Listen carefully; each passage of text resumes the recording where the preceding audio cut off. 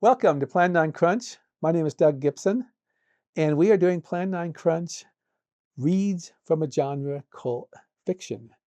And since it's December, we're starting with Ghost Stories for Christmas, Volume 2. And these are basically, I guess, stories from the 19th century.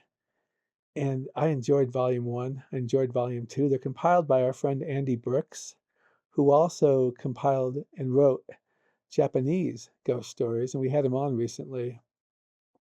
What we're going to read today is from The Ghost Summons by Ada Busson, Busson, in case I butchered it, from 1868. And I just love the fact that Andy went out and grabbed all these things, went and did research and found these stories.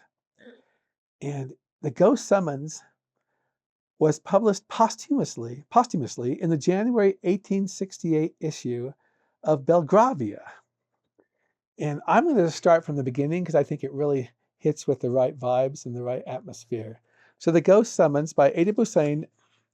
It was published in 1868, like I said. And here it goes. Wanted, sir, a patient. It was in the early days of my professional career, when patients were scarce and fees scarcer. And though I was in the act of sitting down to my chop, and had promised myself a glass of steaming punch afterwards in honor of the Christmas season, I hurried instantly into my surgery. I entered briskly, but no sooner did I catch sight of the figure standing leaning against the counter than I started back with a strange feeling of horror, which for the life of me I could not comprehend. Never shall I forget the ghastliness of that face, the white horror stamped upon every feature, the agony which seemed to sink the very eyes beneath the contracted brows. It was awful to me to behold, accustomed as I was to scenes of terror. You seek advice, I began with some hesitation. No, I am not ill. You require then— Hush! He interrupted, approaching more nearly and dropping his already low murmur to a mere whisper. I believe you are not rich. Would you be willing to earn £1,000? £1,000? His words seemed to burn my very ears. I should be thankful if I could do so honestly, I replied with dignity. What is the service required of me? Peculiar look of intense horror passed over the white face before me, but the blue-black lips answered firmly, To attend a deathbed. £1,000 to attend a deathbed? Where am I to go, then? Whose is it? Mine. The voice in which this was said sounded so hollow and distant that involuntarily I shrank back. Yours? What nonsense! You are not a dying man. You are pale, but you appear perfectly healthy. You— Hush! He interrupted. I know all this. You cannot be more convinced of my physical health than I am myself. Yet I know that before the clock tolls the first hour after midnight, I shall be a dead man. But— He shuddered slightly, but stretching out his hand commandingly, motioned me to be silent. I am but too well informed of what I affirm, he said quietly.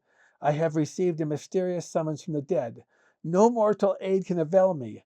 I am as doomed as the wretch on whom the judge has passed sentence. I do not come either to seek your advice or to argue the matter with you, but simply to buy your services. I offer you £1,000 to pass the night in my chamber and witness the scene which takes place.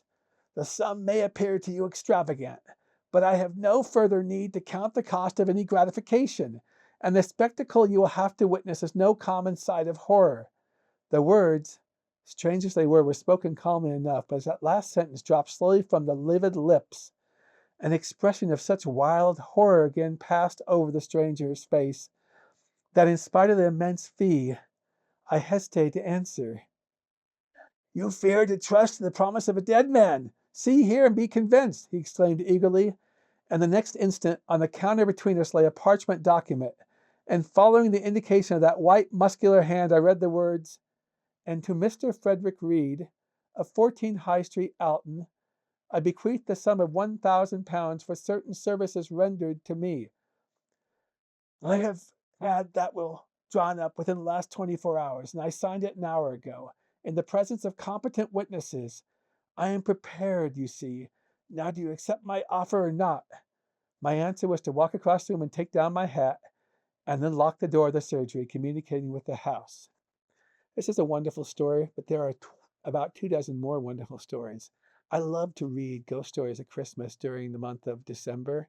Andy Brooks has done us a great service by compiling these from 150 years ago from long archived publications and sharing them in an anthology.